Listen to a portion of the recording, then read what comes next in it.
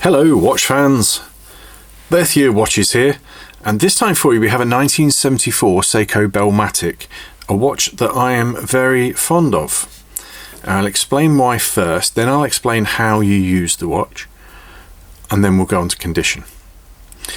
Why do I like the Bell-Matic? Well, this was one of the watches that made me have the idea for birth year watches particularly.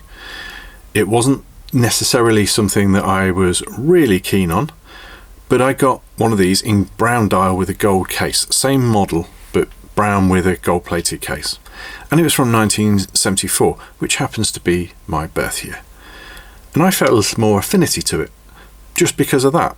I liked the watch, but I just felt a little bit more connected. And when I came to set up my business and I was looking for something that would just make me just a little bit different to anybody else, the birth year thing appealed. It's created problems. We have to stock more watches than almost anybody else because we've got to have variety for every year, but I still appreciate it. And this one is actually from my birth year and birth month. Should really hold on to it, but if I hold on to it, I'll only buy something else. So it's up for sale. So that is why I like the Bell-Matic. One of the reasons anyway. Influential watch in my life. Second reason is I do love alarm watches, and I'm going to show you how this one works. You've got two mainsprings in this watch. One sets the alarm and one operates the hands and date. The reason you've got two, well, if you set the alarm and it powered down, it would stop the watch, so you need two springs. The time setting and calendar function is all run off automatic only movement. So to wind it up, you shake it, it turns a rotor on the back, it winds the watch up. Obviously, if you're wearing it on the wrist, an awful lot of that work is done for you. You can't wind the watch and timekeeping up from the crown, but you can wind the crown. It takes about 6 turns, and this actually powers the alarm. This means that you're not accidentally winding the alarm up and they're going to set it and wake you up.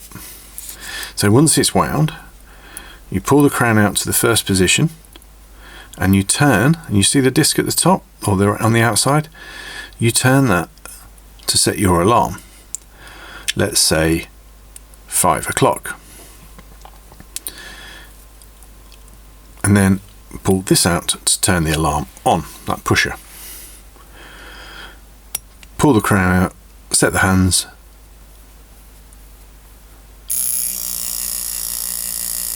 and it sounds and vibrates. There's a little hammer inside, and it does it for about 10 seconds. But it's enough that if you were in a meeting or there was something going on, a program you wanted to watch, and you're on a busy day, you could do it. Even if it was a parking thing, you say, well, I've got to be back for that. So it is a functional use. And then you can wind it back up again. I think actually you pull the crown to the first position to wind. Yeah. So wind it that way and then turn it back that way. To set the date, you have to go past midnight. So take the crown. You go past midnight, so we're on Saturday the 11th, and then you go back. And then go forward again, Sunday the 11th now. So you get what the day you want. Let's say we want Monday the 11th, we can do it that way. And then you would just go around 24 hours to go to Tuesday the 12th.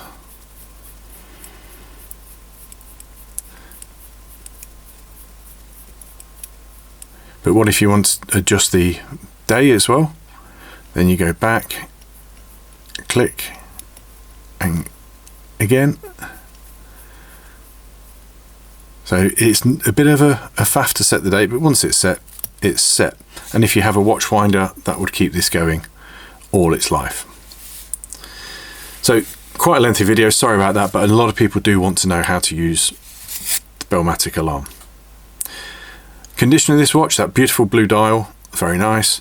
The strap is obviously new. Blue leather, but it could be swapped for something else if you wanted to tone down the blue. To switch the alarm off, you push the button in. Case is all stainless steel. There's a few little marks, it's not been polished, but it is 50 years old. Everything is working as you see, and these are an excellent, more economical alternative to, say, a Memovox or a Vulcan Cricket. Loads and loads of these around, but get a good one because you want one that you don't have to spend any money on. Smart thing. Thanks for staying with us on this video. Seiko Week will continue with more interesting watches, and we'll see you next time.